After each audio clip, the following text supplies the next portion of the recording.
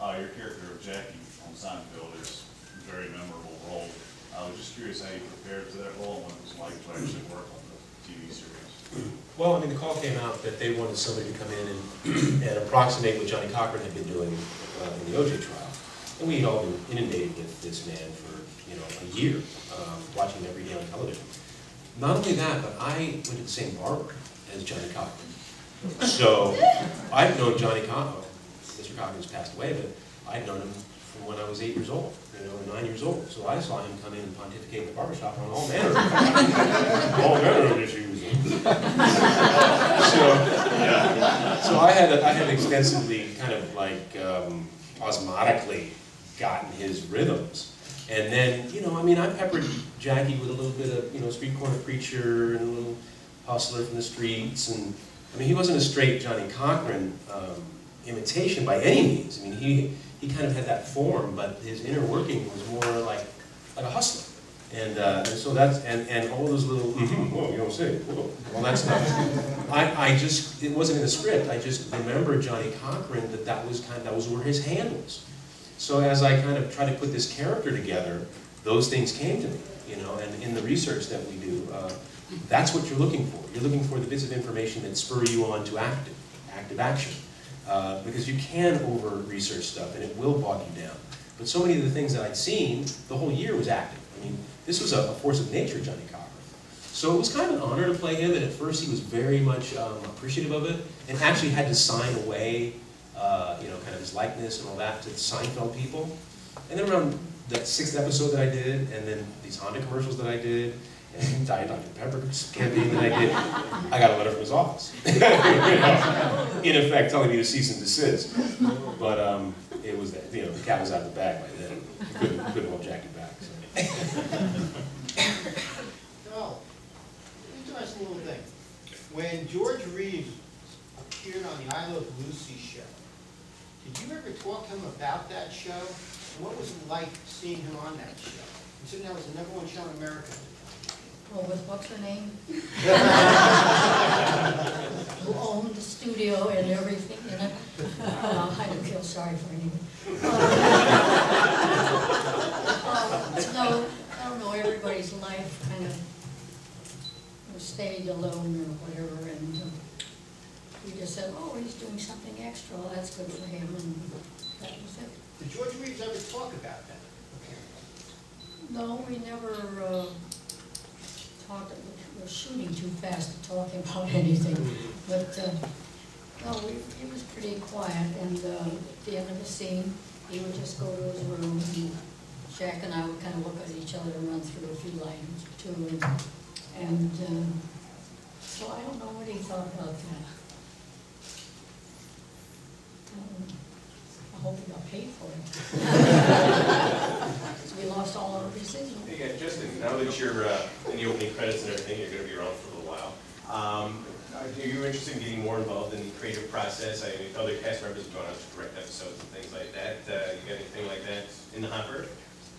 Yeah, I'm interested in that, yeah.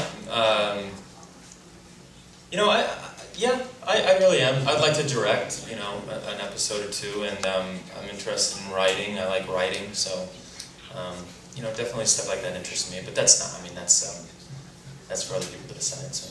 Well, you just said becoming a hyphenate and kind of doing the director. Yeah, very much, very much. I think that's kind of, when I started acting, I thought, I can't understand why anybody would ever want to be a director.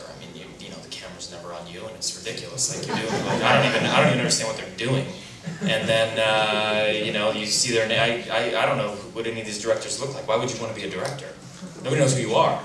And then you grow up and you go, that's like the natural progression. You really do start to say, don't you think it's just kind of a natural way of thinking? You start to, your brain starts to work a certain way and maybe changes a little bit. And, my love is acting, and probably always will be.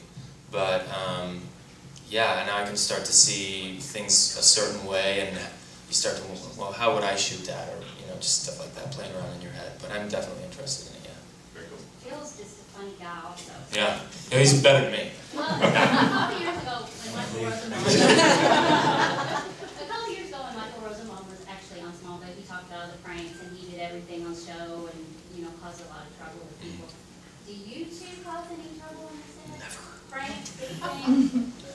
Like, what's one of the wildest things you've ever done on set? Prank-wise? I'm not around enough to be that big a prankster, you know, I'd still get in trouble. You know? Yeah, No. imagine, Phil, I mean- you come in for one episode and everyone is like, he just messed everyone up. What happened? He's like a ninja. Why is his dressing room on fire? I know he's thinking it's funny. But Justin's bloody. I don't know. Phil's laughing. can't shoot tomorrow. Can't What's find going Tom. on? Yeah. No, it's just, see, this is why they don't put us in scenes together. Is that, like, if I was there more, yeah, I feel more comfortable. To prank somebody, you have to be a part of their family. You know what I mean? You got to be a part of that infrastructure and that fabric, and then they take it with a good, you know, a good grain of salt and all that. But I'm not there enough to be able to, you know, clown them and then cut out. You know what I mean? I mean, some of Justin's web stuff is hilarious. My web stuff? My webisode stuff? Yes, your web stuff. Brawn and Glamour? Yes. Yeah. Yeah, Brawn and Glamour. love that. I love it too. We have more of them I've got to release. It's a tricky thing, the web thing. It's difficult, but it's kind of more of a fun thing for me now. Keep on coming. Thank you. Yeah, try. We're gonna work on those pranks next time. And we will. All right. I'm gonna prank myself. Figure that out. That's right. I'm funny to myself. Messed me up, man.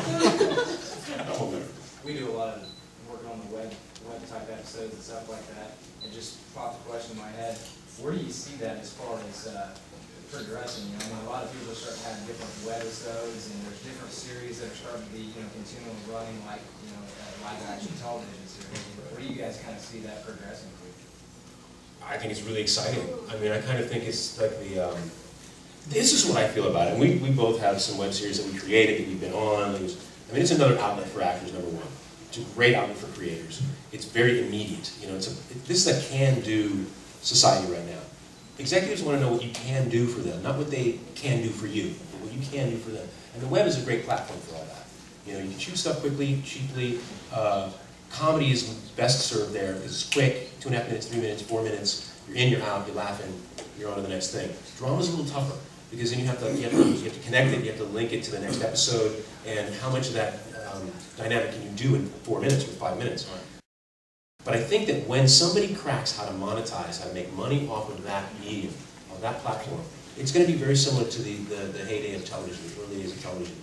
Somebody's going to become the Jack Benny, the Milton Berle, you know, the Bob Hope of the web. When they figure out how to integrate the monetization of it and the commercial aspect of it and have the right product at the right time, that person is going to be huge. Because this is the now. It's not even the future. It's right now. And you know, we are all watching the web, and we're all on the computer many hours during our week. And the TV is just going to start coming into that area more and more and more and more. And the more product that we have that is specifically designed for that little box, I think the more it's going to be successful. So I'm really hopeful because I got ideas, man. I got all my eggs in one basket. It's the web. It sucks. Just all my money. I'm just kidding. But yeah, no, I agree.